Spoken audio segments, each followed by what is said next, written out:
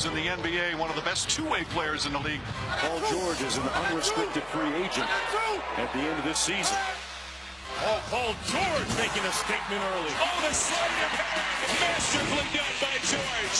George measuring. George scores for three. Takes it all the way downtown and says, good night. He told me all I want to do at the end of the day is win, and win at a high level. George. O'Neal goes down. George. Oh, he's not human. That's what it's called, being physical with the basketball, folks. Oklahoma City makes a large statement. If y'all didn't quite get it, let me say it again, I'm here to stay. This is why you have to try. You have to try, because you don't get a chance to get a player this good that often. This is the team, if they could get it together and add another piece and get things going, they could be the third best team in the Western Conference. Okay, fine, make it anchor.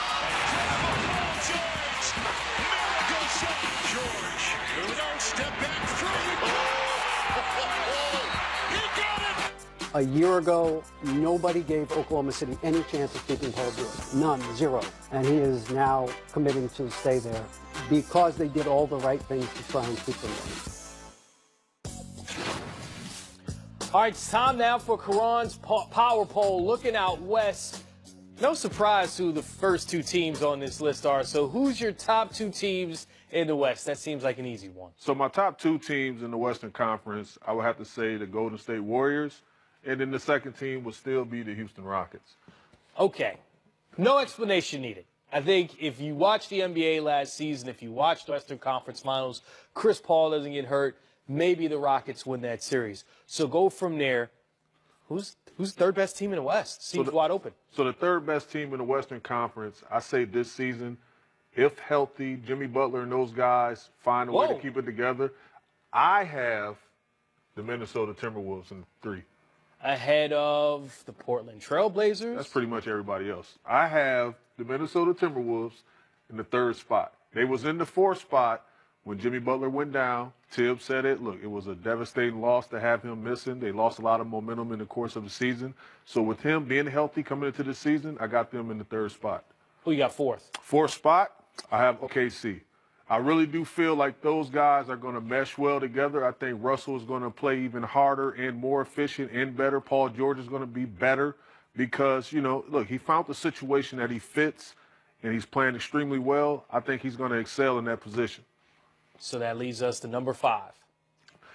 The 5 It seems hard for you, the 5th spot. Yeah, it does, but look, I think the Lakers is going to be really good. I got the Lakers at the 5 spot. I think LeBron James is going to, you know, really excel in that space. I think they're going to be a plus 13 to 15 team, just so much better this season. And I think he's going to get the MVP just because they're going to make the playoffs. So your last 3 playoff teams, put them in order for me. They can go anywhere. You know, I think Utah is going to be really good.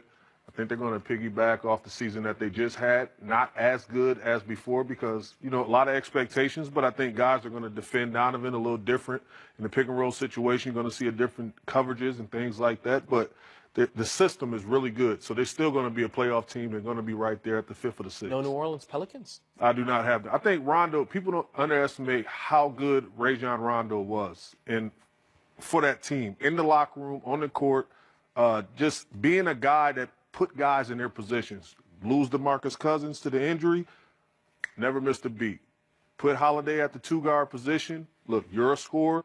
You don't have to worry about distributing the ball as much no more. I got this. Anthony Davis, go to the basket. You're open. I'll find you. Excellent point. Let's head to the East now where the King, he's gone. So certainly this is a wide open conference. This is not necessarily the order, so you put it in order. I got to ask you there, who's first? Boston Celtics. Okay. Hands down, Boston Celtics. I think Kyrie Irving, Gordon Hayward, those guys being back healthy, the Celtics is number 1 in the Eastern Conference this upcoming season. We're going to leave whatever offseason issues they might be having right now alone because of speculation. Who's second? It varies. Like, it can go either the Philadelphia 76ers or the Toronto Raptors, but I'm going to say, you know, they're familiar with one another. I think they're going to be great. So I'm going to stick with the Toronto Raptors at the number 2 spot. Losing Dwayne Casey? That was Coach tough. of the year? Coach of the year. Is that Devastating. too big of a loss? That was a huge loss. But sometimes what happens when, a fresh, different change, a new voice in the locker room, whatever the case it may be, I did not like that coaching change. I did not think that was his fault, but look, they moved forward and it is what it is. What about the team that got Dwayne Casey? I think they're going to definitely be in the playoffs, and you see me having them at the bottom end, the lower end, somewhere 6 through 8. But they're on this board. But they're definitely in it. The scary team to watch out for is the Milwaukee Bucks. I think they're going to be extremely good. I think Giannis, he's speaking out, saying that, look, I want to be a champion in Milwaukee. I want to do all these things. I think he's going to, open some eyes. Not going to get an argument from the president of the Giannis fan club and one of his former teammates in Caron Butler. So it's interesting to see your breakdown. Caron's power poll looking great for the Eastern Conference and the Western Conference. The W in our show does not stand for Wu-Tang. Highlights from the WNBA coming up next. Wu-Tang forever! His last year in Cleveland. So what does it mean for stats in his first year in L.A.? How about 3 letters? MVP. Caron Butler is here to tell us how. Will Kawhi Leonard join King James in La La Land? That was the word a week ago, but right now it's about whether or not Kawhi is hiding out from the Spurs. Listen to this podcast and try to understand what's going on. There was a point during his rehab process in New York that some of the Spurs brass went out to see him in New York. As soon as those guys arrived to the building, Kawhi's people grabbed him and sequestered him to another part of the building. So the Spurs people couldn't even see him. Oh, man. Now, come on. Yeah, that's what I'm saying. Like, these are the types of things that are going on that people don't necessarily know about. Oh, well, we hope you have the fever for the flavor. Welcome to Game Time. Chris Miles here with you. Tough Juice will be here in just a few minutes. First, let's welcome in Sam Amick from USA Today. This Kawhi saga keeps getting wackier by the day. Is the relationship between the Spurs and their star player just too far gone to repair? Yeah, Chris, I think 100%. I think now it's just a matter of where does Kawhi end up? What is Greg Popovich thinking? What is R.C. Buford thinking?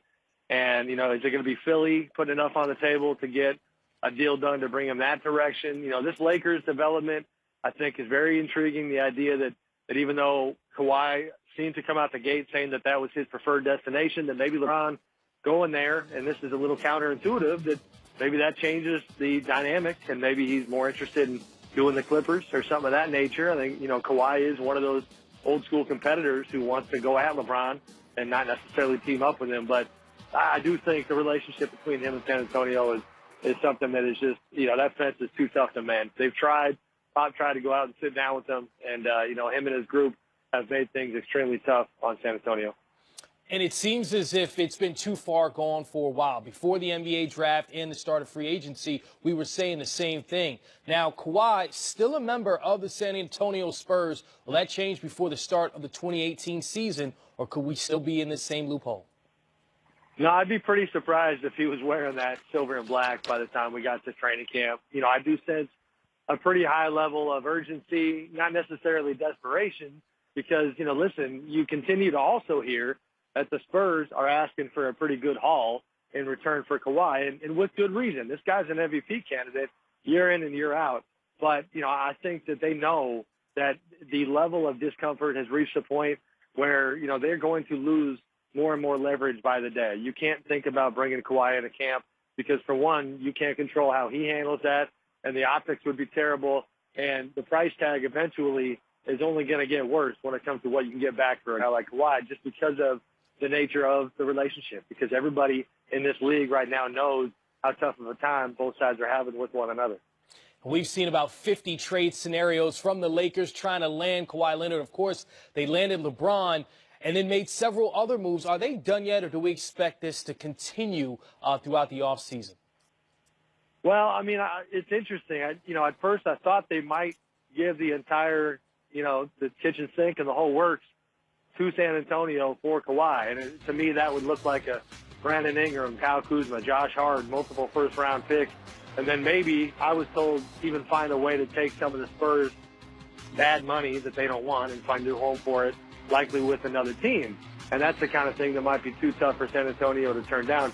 Now, with LeBron coming to town, I think they have been told by him and his people that patience is okay. And it's a little bit surprising because he's 33 years old. You would think that time is of the essence. He doesn't want to waste any time and maybe in win now mode. But it does seem that he's somewhat open to going ahead and not wanting to lose some of these young players, these young assets, and go about it that way. So far, we've seen the moves they've made, and they're not doing things via trade to this point. They're just trying to build that roster in free agency. We know what a LeBron James team looks like, okay? Shooters, and then LeBron's the primary ball handler. But when you look at this roster right now, Rondo, Lonzo, Lance, and then LeBron, I mean, there are just too many guys that seem like they have to handle the ball. Do you think that's an issue when you're looking at this roster going into the season? And could we see an overhaul at the trade deadline like we saw in Cleveland last year?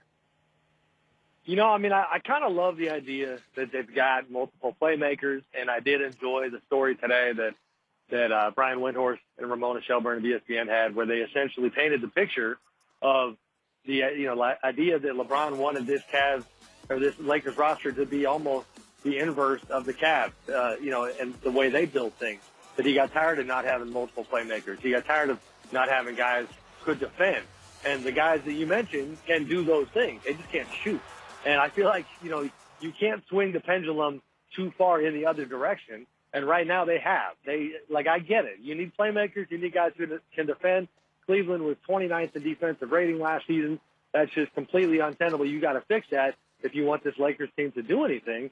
But you got to put the ball in the hole. And right now, the players we're talking about are routinely defended in a way where essentially it's 4-on-5 and you don't have to guard that guy because he can't knock down the open shot. And so I'm curious to see who they, go out and get. Brook Lopez did some good things for them. He's still out there on the open market. I think he would make some sense. They got to get guys who can shoot the ball. It doesn't need to be the way the Cavs were built, but I do think it has to be a little more balanced. Certainly. Okay, moving on to Boogie. Before tearing his Achilles last year, he was having his best season as a pro. We can't expect him to be that kind of player when he returns, but what is he expected to be for the two-time defending champs when he returns? Listen, I think it's a great deal for the Warriors because, first of all, we all know that part of being as successful as they are is you can't pass on the regular season. They learned that the hard way last year. They lost 10 out of the last 17 games, and they weren't sharp going into the playoffs. But the regular season is not the end-all, be-all. So they can wait for DeMarcus to get healthy. I know he told Mark Spears that he was going to be ready for training camp. That is incredibly optimistic. The Warriors are anticipating him not playing until December, January, somewhere around there. So you get him ready for the playoffs.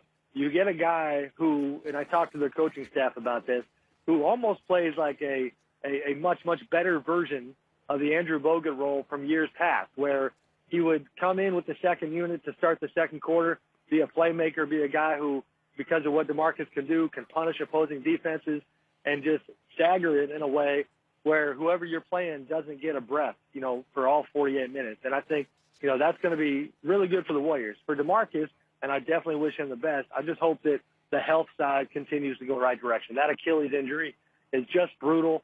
And unfortunately, like the Elton Brand comp is the one that applies the most. And that's not a very favorable picture. No, DeMarcus Cousins still just 27 years young. Hopefully he can come back from this devastating injury that has hurt a lot of people in their career. Sam, appreciate your time. Thank you. Thank you, Chris. You're good.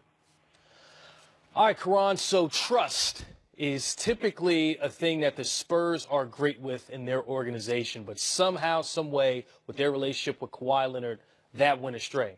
What happened with the Spurs and Kawhi that we have this situation now that every day there's a different report of their relationship being broken? Well, you talked about trust, and the things that jumped out off the screen at me was just the simple fact that, first of all, he was misdiagnosed. And that's a scary situation when you're a player because, that the doctor usually have the first obligation to the organization. And you would hope that it would be to the patient, but it's not normally that way. And then he seeked a second opinion. However, going through that process, trying to get healthy, trying to make himself available for the organization and the team, being the best version that he possibly can be. And then you have players speaking out about the injury, about it's not as bad as they say it is or he say it is and he should be out there playing. That's another slap in the face. And it's like, okay, I was trying to move forward.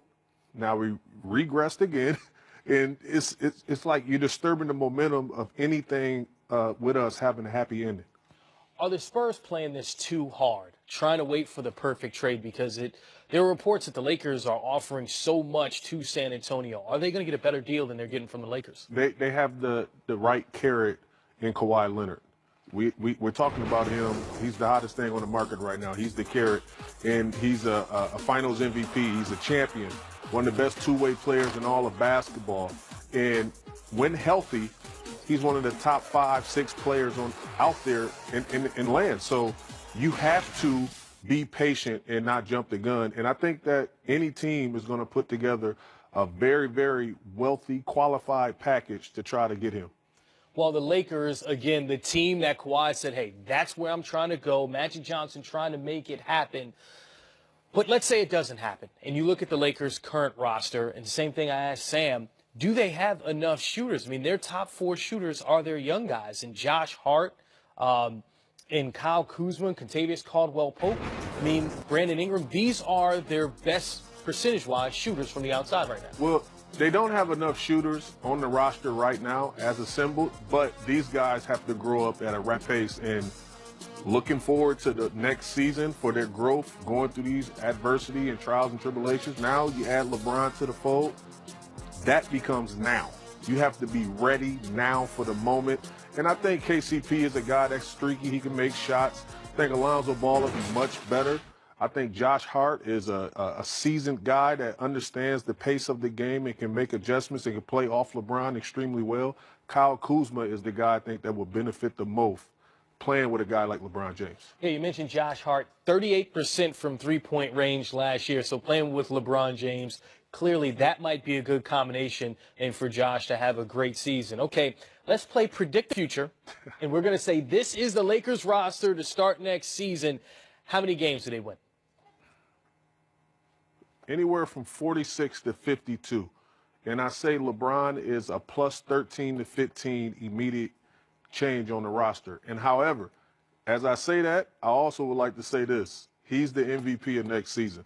Just because there's going to be instant impact, they're going to make the playoffs, and they're going to be somewhere between the 6th and the 8th seed in the Western Conference. So in his 16th year in his career, when it seemed as if that MVP window closed, you're saying LeBron James is going to win it? Because he's going to be the difference. He's going to be the headline in the story of the NBA all season long. Obviously, everybody knows that the Golden State Warriors is stacked.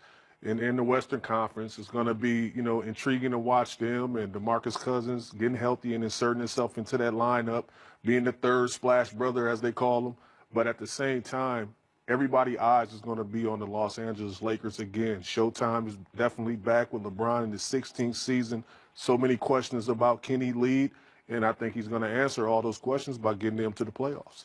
How many points a game is he going to average? Over 25. I would say 25-plus points. I would say 6+ rebounds, and obviously 5.5 to 6 assists a game. And you're going to see him out there available for more than 66 games this season. Now, when you say those numbers, they sound great to me. But those are down from last season. He averaged 9 assists a game last year, career high there, career high in rebounds at over 8 a game. Actually, it's 8.6 the last 2 years. Mm-hmm. So you're saying his numbers are going to go down, but he's going to win the MVP. That's just is it a perception thing? Yeah, I think it really is because, you're held to a high standard when you're LeBron James and the Cleveland Cavaliers dominating the Eastern Conference for so many years. But the Lakers, they haven't been to the playoffs since Kobe Achilles injury, since Dwight Howard was wearing the uniform. And now you get the reemergence of LeBron James with a different team, 16th season, amazing storylines, MVP. Well, it's going to take us a few months until the season starts for the Los Angeles Lakers. Meanwhile, Los Angeles Sparks on the court against the Minnesota Lynx. Kansas. Hey, you remember Minnesota has won 3 of the last 5 WNBA championships. So, they're pretty good. They go inside. Sylvia Fowles gets buckets easy. How about Rebecca Brunson? Outside. That's what happens when you go inside and try to double and triple team, Caron. What happens when you got a wet ball, man? Catch and shoot. Candace Parker, we know what she can do from outside, knocking it home and then working on the baseline. Ooh. That's just a nice touch. The way she pulled back, can't even take a picture. Quick release.